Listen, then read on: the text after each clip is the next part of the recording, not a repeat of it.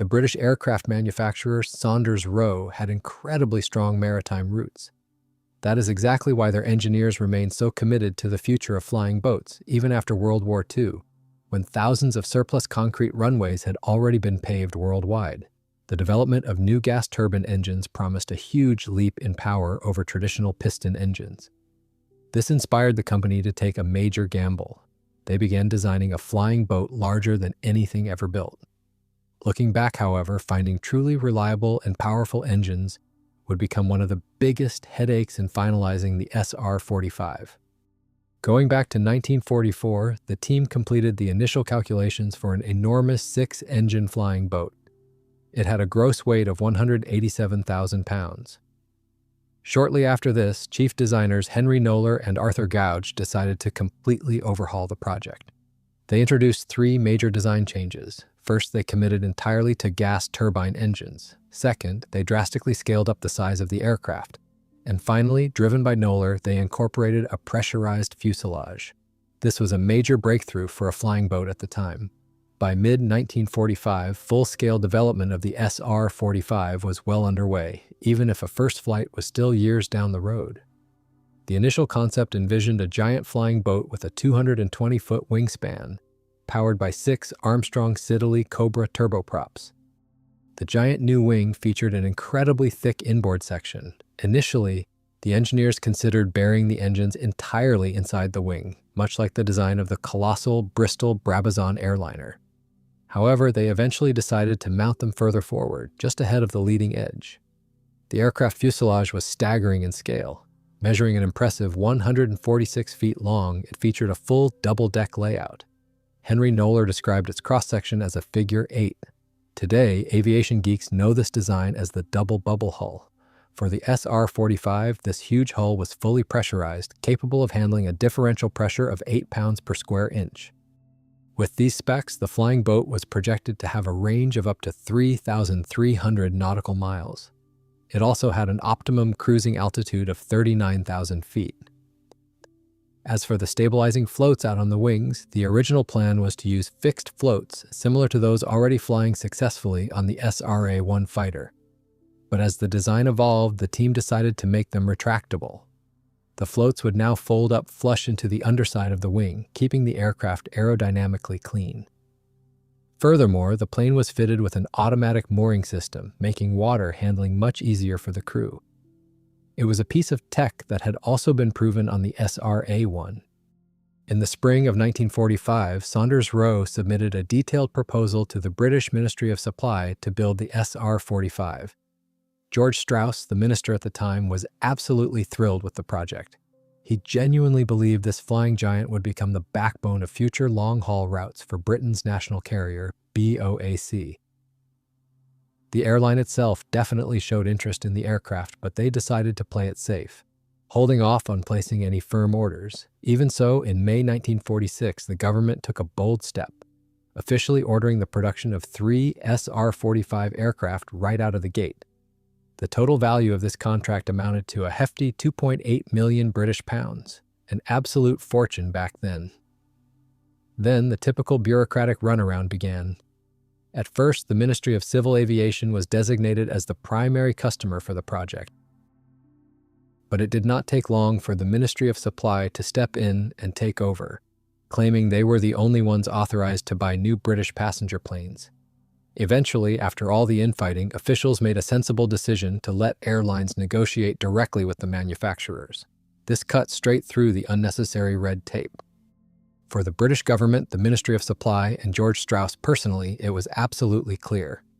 BOAC planned to use the SR-45 primarily for their flagship transatlantic routes. After all, they were only carrier that had even asked for an aircraft of this sheer size in the first place. So, development of the ambitious SR-45 project continued at the Cowes facility. Progress was slow, but for good reason. The design of the airplane was jam-packed with unproven, cutting-edge technologies, all of which required rigorous testing. By January 1947, the design for the new flying boat was finally approved, and engineers dove into creating detailed working drawings. The original power plant concept had to be scrapped in favor of the powerful Rolls-Royce Tweed turboprops. Wing design was already well underway when the team got hit with a bombshell. The Tweed had been canceled and it was not going into series production. A frantic search for a replacement began. They evaluated 5 different options, including the Clyde, Cobra, Eagle, Python, and the aforementioned Tweed. Ultimately, they settled on the Bristol Proteus Mark II turboprop. The only problem? It was still in development and far from finished. In early 1948, the company decided to drum up some public interest. They invited the press down to Cowes, where journalists were given their first look at the enormous hulls of the SR-45 aircraft still sitting on the assembly floor. The design team shared new details about the ambitious project, officially announcing the switch to the Proteus engines. On paper, these power plants were expected to produce 3,200 shaft horsepower, along with an additional 800 pounds of jet thrust. The engine layout was highly unusual. 8 engines were paired off into 4 dual-engine nacelles, while 2 single engines were mounted further outboard near the wingtips. That brought the total to a whopping 10 engines per aircraft. But this engine choice created some serious engineering headaches. The specific layout of the Proteus forced engineers to completely redesign the wing on the SR-45.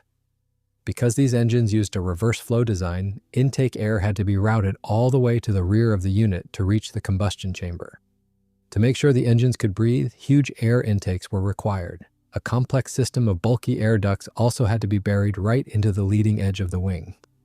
These were not the only changes made in 1948. Compared to the initial drawings, the aircraft featured a much larger vertical stabilizer, and the horizontal stabilizer was repositioned much higher on the tail.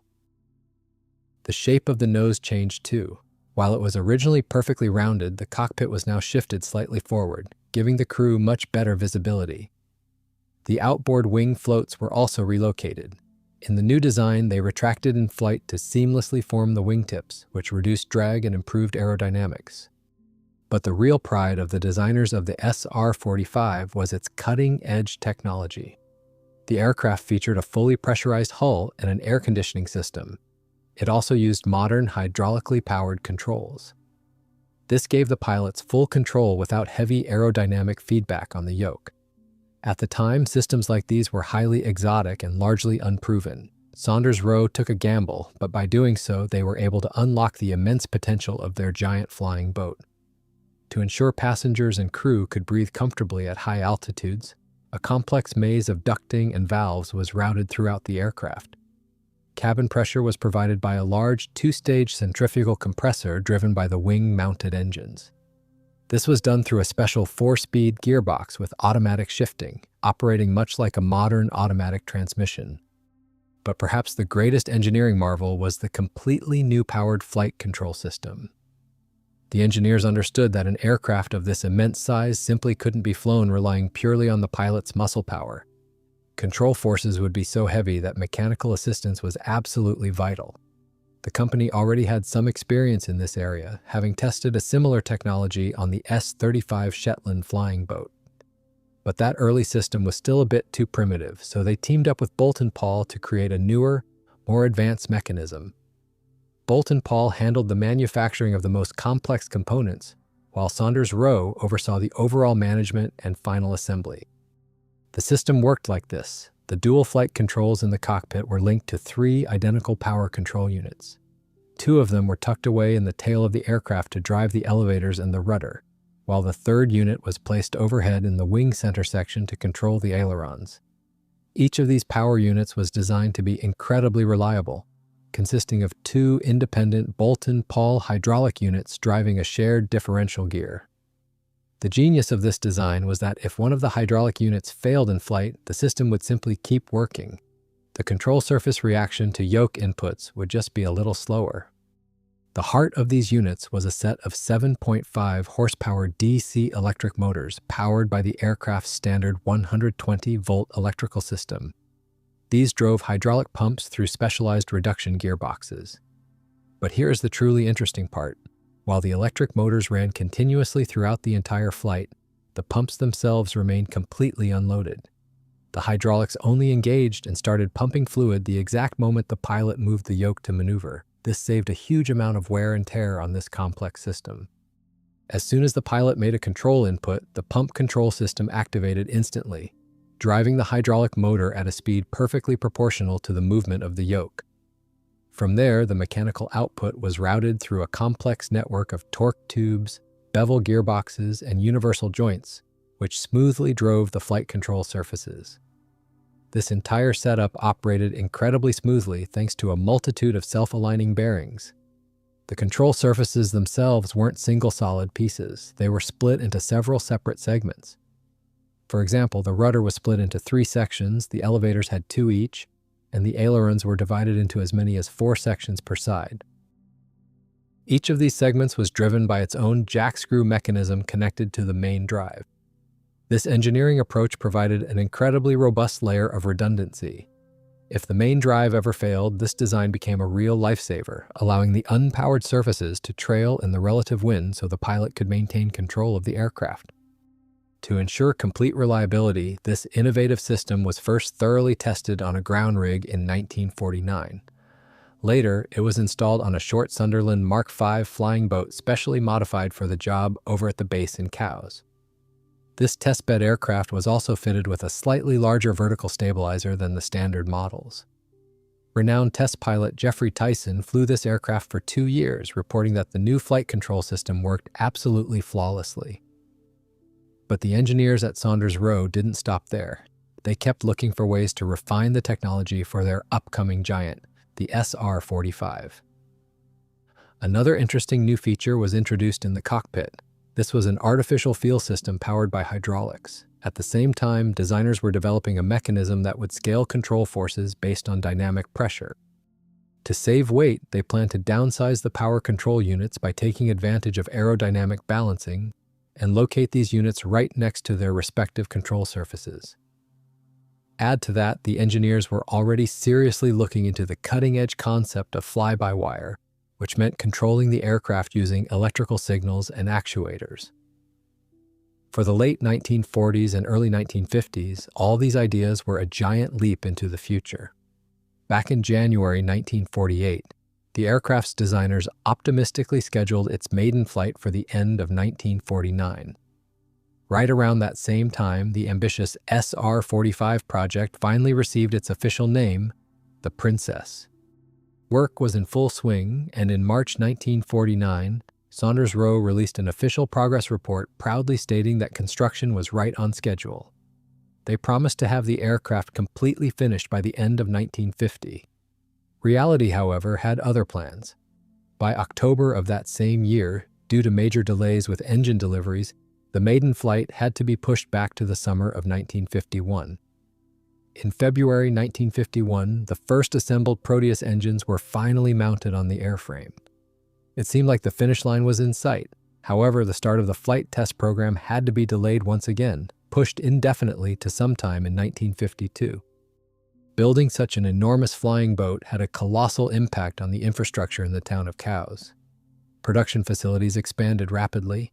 The company stood up an entirely new flight controls department and significantly boosted their workforce of engineers and technicians to handle the sheer scale of the project. They developed custom test equipment specifically for the upcoming flight tests, and for in-depth aerodynamic research at the Royal Aircraft Establishment in Farnborough, engineers built large half-scale mock-ups of the wing and later the fuselage. Meanwhile, back at the factory in Cowes, they had already manufactured and successfully tested the mechanical, electrical, and hydraulic systems for the new aircraft. Full-scale mock-ups of individual hull sections were put together first, since the plan was to build 3 Princess flying boats at once. This required a staggering amount of blueprints and meticulous planning for every single step. Subassemblies were put together in the giant Columbine hangar. Crews tried to make the most out of every available square foot of space. At the same time, preparing for the giant's arrival, construction crews reinforced and significantly expanded the concrete apron in front of the hangar. They also rebuilt the slipway down to the water to handle much heavier loads, allowing them to safely launch the giant flying boat at a convenient time without relying so heavily on the tides. By the fall of 1951, the first Princess had to be moved out of the hangar. Because of its colossal size, it had simply outgrown the indoor space. At that point, the aircraft didn't yet have its engines, the outer wing panels, or the upper tail section, so it was carefully rolled out onto the adjacent concrete apron. To pull off this tricky operation, engineers had to tilt the airframe, lowering the tail and raising the nose using specialized handling trolleys.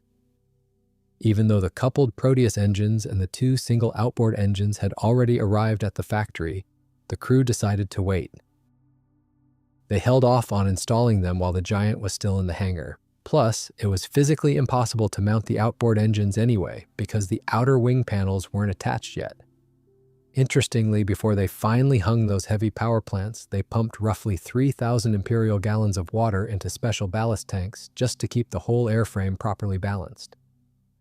As soon as crews finished assembling the tail section, they repositioned the aircraft, making sure its tail pointed straight down the slipway toward the water. Right there, out in the open, they finally fitted the flying boat with its wingtip floats, the outer wing panels, and those long-awaited engines. Meanwhile, the second identical airframe was still sitting inside the hangar, having its tail assembly and center wing section fitted. Eventually, they had to repeat this entire tricky rollout procedure for both the second and third Princess aircraft. However, those two were parked a bit farther away from the water. From an engineering standpoint, the Princess flying boats were an absolute triumph, representing a major technical breakthrough for their time. Back then, the SR-45 was considered the heaviest all-metal passenger aircraft anyone had ever built. It was the largest metal flying boat in the world, and also the biggest aircraft ever powered by turboprop engines. The dimensions of the hull were seriously impressive. It was 148 feet long and 16 feet 7 inches wide, with a draft of 8 feet.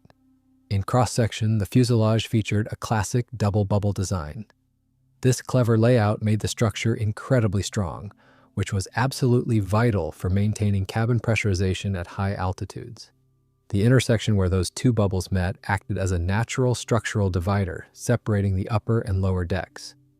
Attached directly to the bottom of this pressurized fuselage was a classic flying boat, planing hull designed to skim across the water.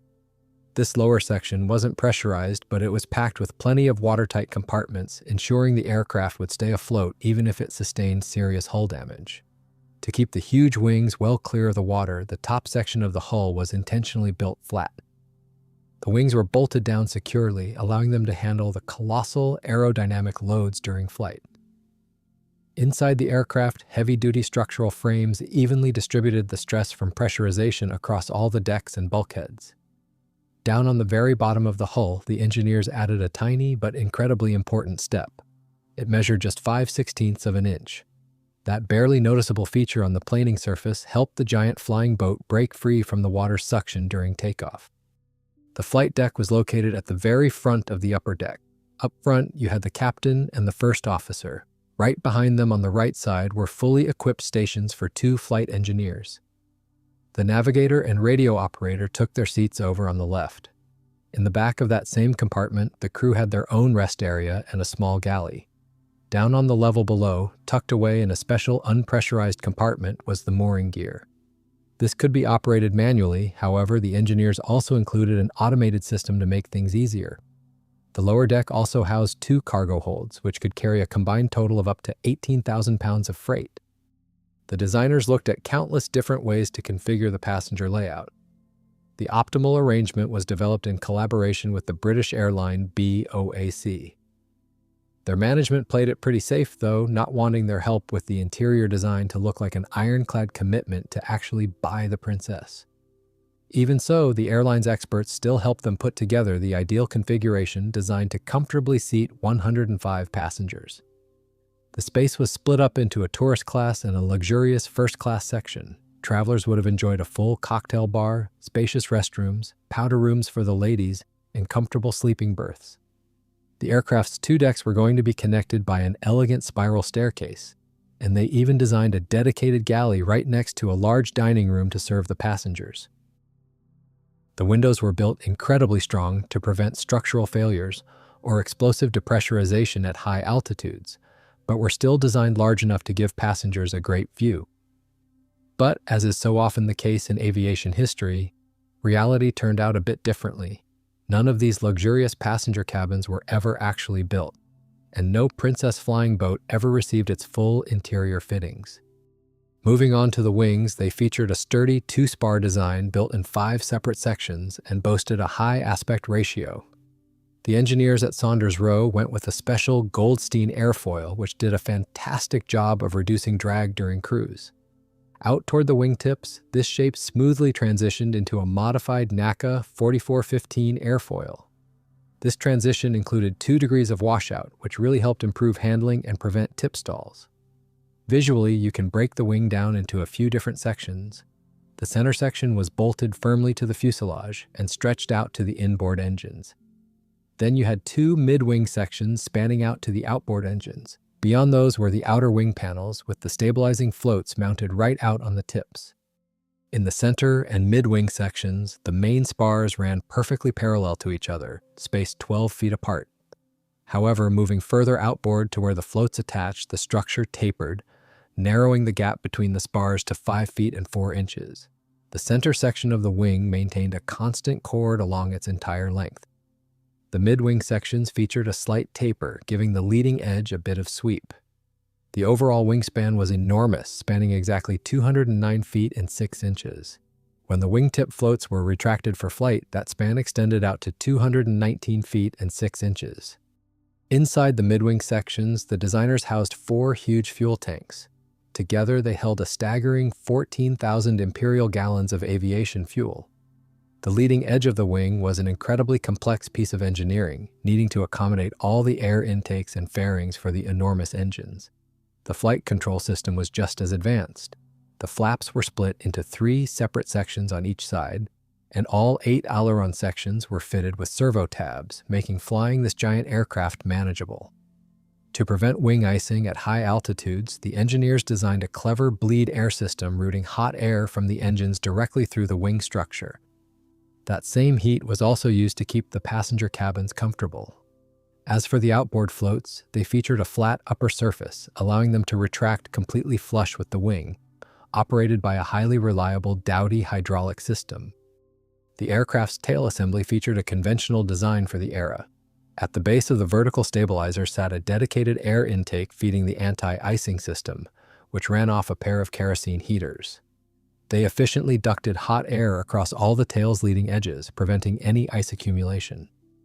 At the tip of the vertical fin, as well as on the inboard sections of the elevators, engineers integrated 3 blade antennas, ensuring reliable radio communication.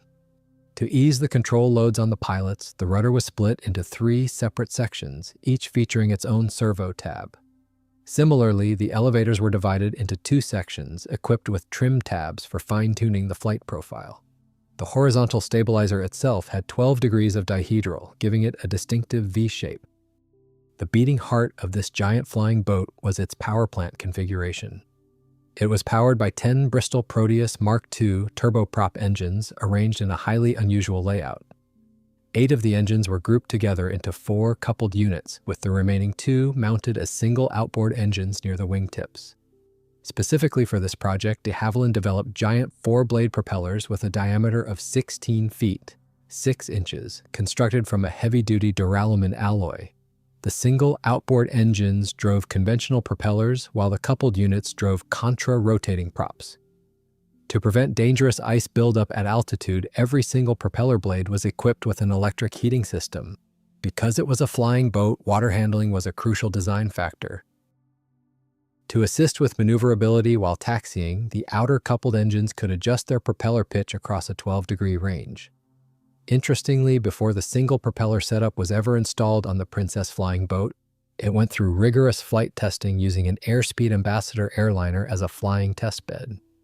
Maintenance was another area where the engineers innovated.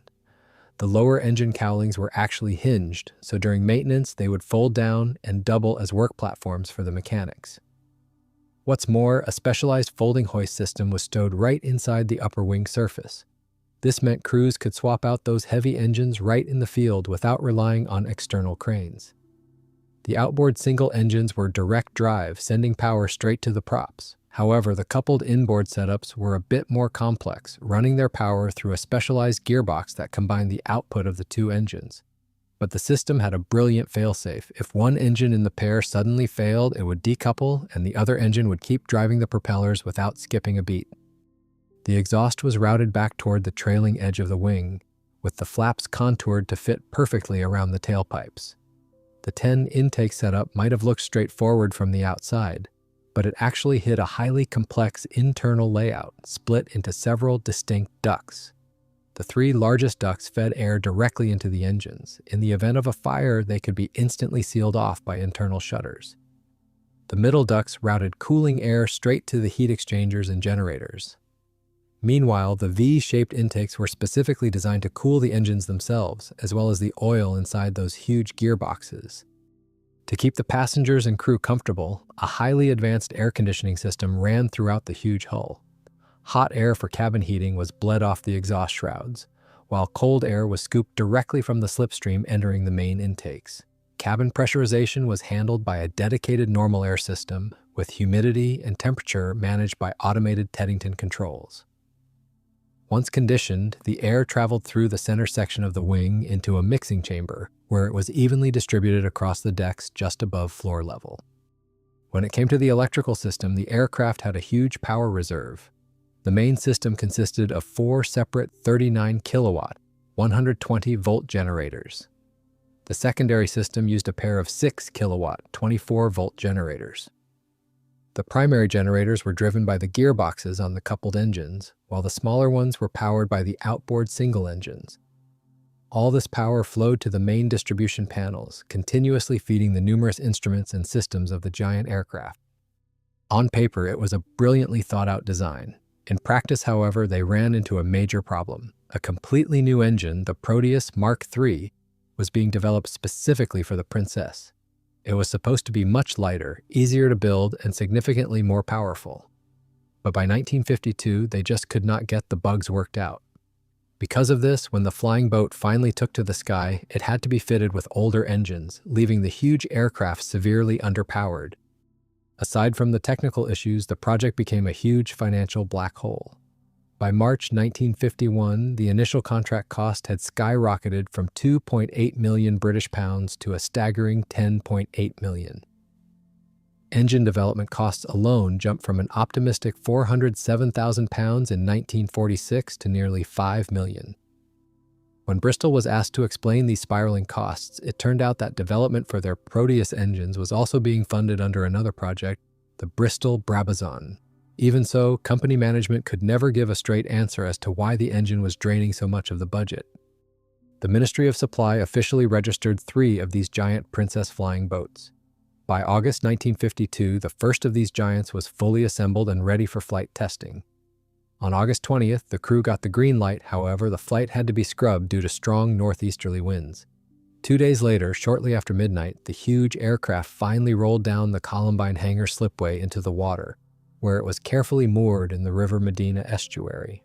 After fueling up, the flying boat was towed out past the harbor breakwater. The maiden flight was a major event, with a huge crowd of spectators gathering along the coast, eager to see the historic spectacle firsthand. On August 22nd, the Princess took to the skies for the first time. After a thorough engine run-up and brief water taxi tests, a 2-mile stretch of the Solent was cleared specifically for the flight. This was done even though 1,000 yards would have been plenty of room for the aircraft to get up on the step and take off. On board was an experienced crew of 11, including Captain Jeffrey Tyson and co-pilot John Booth. At 12:13 p.m., after holding for the ocean liner Mauritania to pass by, the flying boat made its first successful takeoff, slowly and gracefully flying a wide pattern over the Isle of Wight. Just half an hour later, the aircraft touched down softly on the water. It had reached an impressive top speed of 280 miles per hour. Captain Tyson was thrilled with how well the aircraft handled both in the air and on the water, and actually wanted to extend the flight. However, 2 temp sensors on the propeller bearings started throwing false readings. Because of this, they wisely decided to cut the flight short. Aside from that, every other system worked flawlessly. Before making its public debut at the Farnborough Air Show on September 2, 1952, the Princess completed 3 more test flights. The air show was hosted by the Society of British Aircraft Constructors. During these additional flights, the aircraft logged over 6 hours in the air. The British giant was the absolute star of the show, completely stealing the spotlight from everything else on the flight line. Its flight display featured some surprisingly steep and sustained banks right in front of the grandstands. But the awestruck crowd had no idea what was happening during those maneuvers. The Princess hit speeds so high that the hydraulic rudder boosters caused serious control issues. Tyson had to muscle the heavy-flying boat back to level flight. A disastrous crash was narrowly avoided, entirely thanks to his exceptional stick and rudder skills. After returning to base, the aircraft made just one more flight. Then it was hauled out of the water for an in-depth teardown and resonance testing, a process that dragged on until October. Even though the Princess flying boats were putting on a great show in the sky, their future was looking increasingly uncertain. Back in October 1950, the British airline BOAC established a dedicated Princess unit, led by a veteran flying boat pilot, Captain Harry Watson Chater Alger. The main goal of this unit was to figure out exactly what preparations were needed to put these giant flying boats into commercial service, which would involve carrying well over 100 passengers at a time. However, airline management kept dodging the question of whether they were actually going to use the SR-45 on their routes at all. Then, in February 1951, unofficial reports surfaced claiming the third Princess airframe would be scrapped to cut costs. Word around the hangar was that pulling the plug would save them roughly £1 million. For a while, rumors circulated that British South American Airways might be interested in the aircraft. But by that spring, news broke about a plan to hand all 3 flying boats over to the Royal Air Force. This was a clear sign that the civilian airline had completely lost interest in the ambitious project. The aircraft's chances of seeing military service jumped when engineers pitched a new high-density layout that could accommodate 200 troops on board, instead of the original 105 civilian passengers. Later that year, Saunders-Roe teamed up with their partners to create a new joint venture called Princess Air Transport. Their sole purpose was to study the logistics of operating the Princess family of flying boats. The idea was to be fully prepared to bid on any future contracts to fly them just in case the opportunity arose. Meanwhile, the British airline BOAC suddenly found their interest in the project reignited. Harold Alger was actually transferred over to Princess Air Transport, stepping in as general manager. In August 1952, BOAC leadership once again put out feelers, expressing preliminary interest in the Princess. In reality, though, no one really knew how that interest would translate into actual operations. But by the very next month, that casual interest turned into a solid proposal. They wanted to operate a trial route just to gain operational experience with the new flying boat. That idea, however, was quickly scrapped. It was becoming painfully obvious that there was simply zero chance of getting these huge transports into regular airline service. The biggest roadblock was the engines. The existing Proteus Mark II engines were completely inadequate for commercial flights, and at the time, engineers just could not find a reliable alternative to replace them with.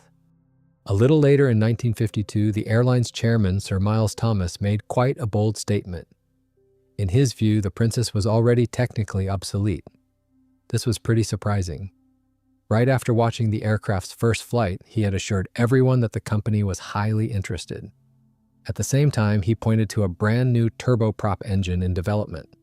This was the Bristol BE-25, which later became known as the Orion. Sir Miles Thomas insisted that this specific engine could actually save the future of the Princess project, arguing that with these new engines, the aircraft would become fully competitive on major air routes. It would give the aircraft the necessary range and payload capacity. This encouraging statement was made in October 1952. By that point, however, engineers had already made the final decision to power the aircraft with Proteus Mark III engines, which featured only minor upgrades compared to their predecessors. Quickly retrofitting the brand new Orion engines was impossible, since their development was still far from complete. Furthermore, this kind of upgrade would require major structural modifications to the airframe itself. Some experts at the time suggested the manufacturer could just use 6 Proteus Mark III engines instead. But a compromise like that came with a serious drawback, slashing the range to just over 2,000 nautical miles. Either way, the Princess could not possibly enter commercial service before 1956. The complex flight and hydrodynamic testing program was guaranteed to take a considerable amount of time. Because of the sheer uncertainty surrounding the program's future, in the spring of 1952, the Ministry of Supply made a tough call. They completely halted work on the remaining incomplete airframes and put them into storage. Ultimately, these two giant flying boats were simply towed across the water to Calshot Spit and hauled ashore. The first hull was pulled out of the water in February, with the second joining it shortly after. Meanwhile, the new Minister of Supply, Duncan Sandys, dodged giving a straight answer about the project's fate, but he did drop a pretty clear hint. The development of the new engines was absolutely vital for the aircraft. However, it had been given the lowest priority among all government contracts. In September 1953, the first completed Princess made another appearance before the crowds. This took place at the Major Society of British Aircraft Constructors exhibition. The aircraft sported a striking new blue, yellow, and white livery. Sadly, this turned out to be the final public appearance of this magnificent flying boat. By October of that same year, the Ministry of Supply invited independent airlines to submit bids to operate the aircraft. The chairman of Aquila Airways, Ian Cameron Meeke, made a bold move, offering to buy all three airframes for over £1 million apiece. Despite the generous offer, the government ultimately turned it down. The development program for the giant Princess flying boat was officially canceled in June 1954. During its flight test program, which began in August 1952, the first prototype logged 47 flights. The huge flying boat racked up a total of 96 hours and 50 minutes of flight time. Interestingly, the experts at the Marine Aircraft Experimental Establishment were highly impressed with the aircraft. Its core aerodynamic and hydrodynamic characteristics were rated as completely satisfactory. Out on the water, the Princess handled beautifully, remaining incredibly stable during both takeoff runs and landings. Water spray from the huge hull was not an issue at all. As for its handling in the air, the test pilots only had a few minor critiques, mostly involving the flight control system. Engineers were advised to tweak it to give the pilots better control feedback, making the aircraft even more stable in flight. The aircraft handled perfectly even in tricky conditions, such as flying on asymmetric thrust, staying responsive right up to the stall. Additionally, stall entry was extremely smooth, providing the crew with plenty of aerodynamic warning beforehand. But despite these excellent test results, no orders ever materialized for the ambitious project. Eventually, the first prototype was put into long-term storage. They pulled the engines and just left the airframe sitting outside, exposed to the elements in the British town of Cowes. But the story of the majestic Princess did not end there. All through the 1950s and 60s, people came up with a ton of different and sometimes pretty questionable ideas on how to repurpose the flying boat. All the while, the team at Saunders-Roe, the British government, and the British Overseas Airways Corporation continued exploring ways they might actually put the giant aircraft into service. They scouted out suitable bases, crunched the numbers on logistics, and worked out procedures for mooring and maintenance. The route network they planned for this flying boat was incredibly ambitious. They were looking at scheduled flights to Cape Town, Hong Kong, Sydney, Wellington, Vancouver, San Francisco, New York, and Jamaica. Government officials were even seriously discussing building a primary flying boat terminal right outside London at the Staines Reservoir. In 1955, some pretty intriguing rumors started circulating in the aviation world. Word was that the United States Navy was seriously interested in the Princess, supposedly wanting to turn the aircraft into a flying testbed for an actual nuclear reactor. These rumors persisted right up until 1958, and eventually they turned out to be true. In the summer of that year, a delegation from Saunders-Roe actually traveled to the United States to hammer out the details of a sale. But the deal fell through. Instead, in late 1958, new potential buyers emerged. Air Vice Marshal Donald Clifford Tyndall Bennett, teaming up with a Southampton businessman named Barry George Halpin, put forward a proposal to buy all three of the completed airframes. Their plan was to re-engine each aircraft with 6 brand new Rolls-Royce Tyne 11 turboprops. This would have finally given the aircraft the colossal amount of power they had been lacking right from the start. Bennett and Halpin waited on a response from the ministry for over a year, but in 1960, their bold idea was officially shot down. Even earlier, in late 1957, the team at Saunders-Roe had come up with yet another rescue plan.